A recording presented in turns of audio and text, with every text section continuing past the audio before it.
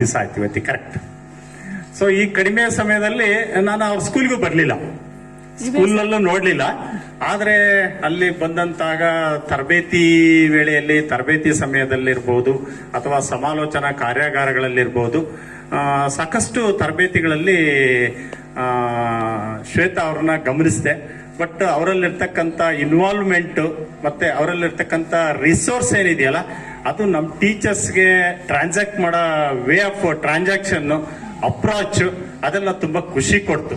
ಅದು ಒಬ್ಬ ಅತ್ಯುತ್ತಮ ಆದರ್ಶಪಾಯ ಶಿಕ್ಷಕರಲ್ಲಿ ಇರಬೇಕಾದಂತ ಅರ್ಹತೆಗಳು ಎಲ್ಲವೂ ಅವರಲ್ಲಿದೆ.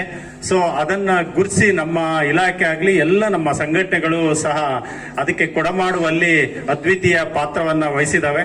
ಹಾಗಾಗಿ ಶ್ವೇತಾ ಅವರಿಗೆ ನನ್ನದೊಂದು ಸಲಾಂ. ಇಲ್ಲಿ ಮತ್ತೆ ನಮ್ಮ ದಾದಾ ಕಲಂದರ್ ಅವರು ಸಹ ಸಂಘಟನಾ ಚತುರರು. ಆಮೇಲೆ ಅವರು ತರಗತಿ